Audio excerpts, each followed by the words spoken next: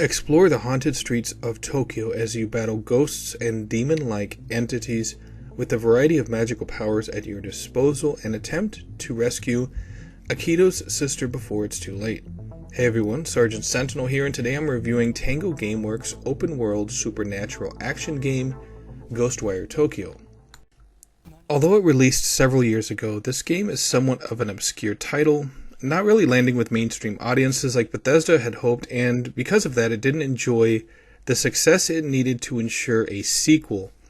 It released for PlayStation 5 and PC on March 25th, 2022, and over a year later for Xbox Series consoles, April 12th, 2023, effectively making it a timed exclusive for PlayStation. Now obviously this didn't bode well for Xbox gamers, and as the publisher, Bethesda Softworks is actually owned by Xbox's parent company, Microsoft, many in the Xbox community felt as if it was a slap in the face to customers of Microsoft's alleged premium gaming brand. However, for those who were multi-platform gamers, this was largely a nothing burger, and they were able to enjoy the game while avoiding all the unnecessary drama. But enough of that, let's talk about Ghostwire Tokyo. You play as Akito, a young Japanese man who is involved in a traffic accident caused by the beginning of the chaos. People are turned into floating spirits and taken hostage by visitors, summoned by the mastermind of the entire fiasco, simply known as Hanya. A spirit known as KK possesses Akito and saves him from being turned into a floating spirit himself and tells him he must combat Hanya and put an end to the situation. Obviously, Akito agrees, but he insists on checking in on his sister, Mari, in the hospital. He encounters Hanya, who steals his sister, and he defeats him. But, let's be honest, it's less of a defeat and more of a serious ass-whooping. This begins Akito's track to not only rescuing his sister and defeating the masked villain mastermind, but to save the souls of Tokyo as well.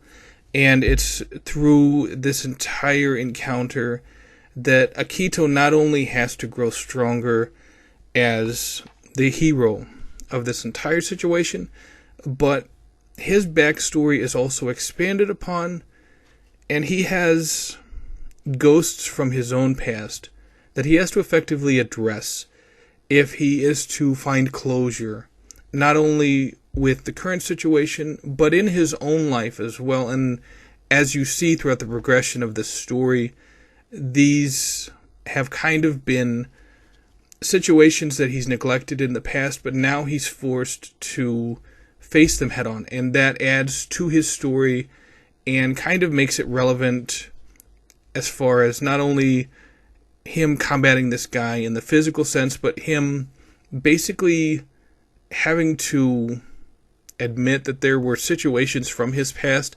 that he should have dealt with, but he just neglected them or he downplayed them because he was just too busy with life. But now with the situation with his sister, he's forced to address them and say, you know what, there's things that I need to come to terms with if I'm to move on as a person, and if I'm to effectively help my sister, not only to save her from this madman, but to be the big brother that she actually needs and she has needed all these years. As all the humans are taken, the shops and stalls where he acquires items he needs for his journeys are ran by yokais, floating cats with two tails who can communicate with him telepathically, thanks to him being fused with KK. Also, he can communicate with street dogs wandering in alleys and hanging out by storefronts. Feeding them food inspires them to help him out in return.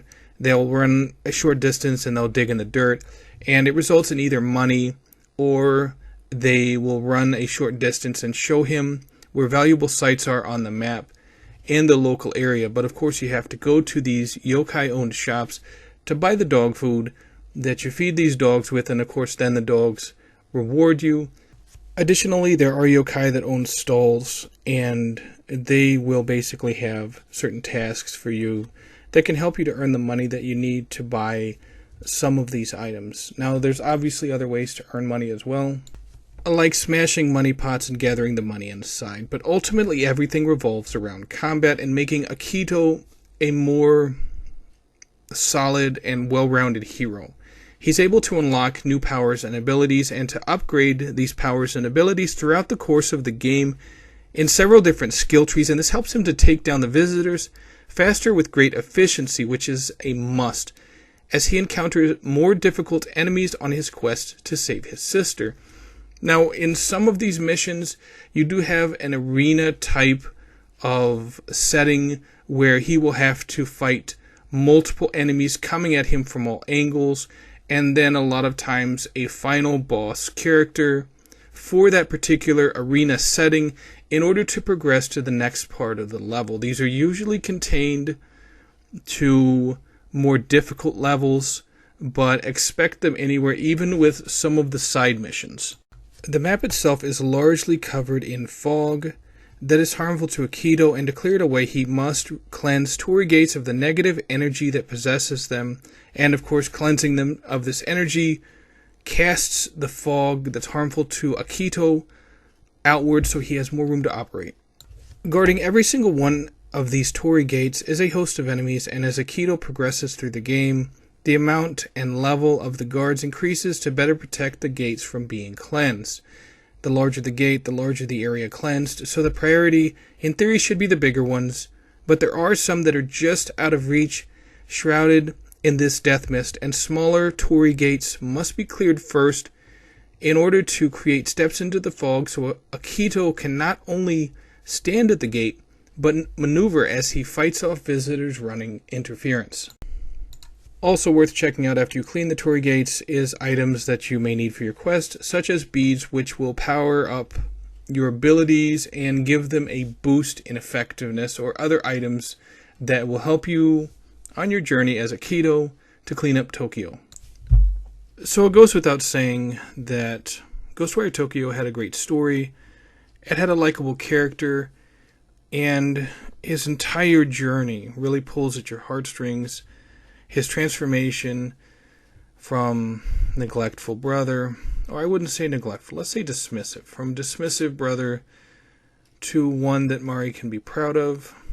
It's definitely well crafted, and it deserves kudos for being one of the better stories ever told by Bethesda.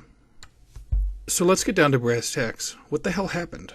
Why did Ghostwire Tokyo fail? Why did it fail to connect with people? Or what were its problems that contributed to it missing the sales mark that Tango Gameworks had for it, which eventually doomed the franchise to just becoming a one-off? What was it particularly that Ghostwire Tokyo did wrong that ensured that it would just be forgotten? Or, at the very least, just put on the shelf for another day? While one might initially think that the timed exclusivity had something to do with it, Ghostwire Tokyo had issues that couldn't have been avoided, even if it was available on Xbox Day 1. A big problem with the game was how it was marketed. It was marketed as a horror game and with a lot of terror elements in it. When I say terror, I mean that the bad guy, basically inflicts terror upon Akito because he's stealing these souls and he's wiped out all life in Tokyo. But unfortunately for people who went in expecting that, it was just more of an open world supernatural action game, less than a horror game. And for a lot of people that was disappointing, and because of that, it didn't really get the praise that they were anticipating, because people were expecting one thing going in and they got something else. A lot of people considered the combat to be repetitive, the collectibles in the open world to be tedious and tiresome, and for the initial combat abilities to be clunky and limiting, and I do agree with this. I did enjoy Ghostwire Tokyo, but there's over 200,000 souls you have to rescue by trapping them in little paper figurines known as katashiros, which you can find in some shrines and buy from shopkeepers. And you use a modified payphone to send them to the afterlife. Yeah, that's actually how it's done in-game. While some of these spirits that you have to rescue are at street level, there's a lot that you have to climb buildings for, and even though you have supernatural powers, that can still be daunting in order to do so. And think about it, 200,000 souls that you basically have to rescue, and you capture 98 souls here, 113 souls there. That's a lot of soul searching, no pun intended, that you have to do in order to come anywhere close to completing the game, so to speak. Now, obviously, you can beat the main storyline without doing this, but all these different activities, a lot of people who played it they weren't impressed with it. And I do get that. I do understand. And for a while, it can feel fun, but just when you're doing it for 20, 25, 30 hours, it can get tedious and boring, like they said. My final thoughts on Ghostwire Tokyo: I enjoyed the setting and premise and the storyline, although the heavy reliance on collectible fetching and rescuing souls can be daunting for people who aren't completionists.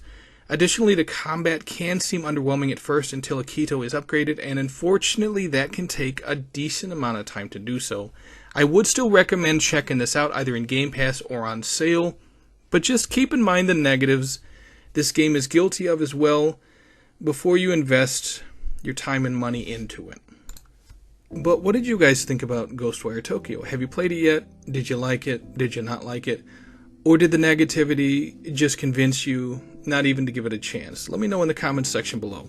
That's it for this review video. Thank you for watching. I do greatly appreciate it. If you liked it, hit that like button. If you didn't, keep it to yourself. And be sure to check out the other game reviews on my channel, and don't forget to subscribe. This is Sergeant Sentinel. Take it easy, gamers.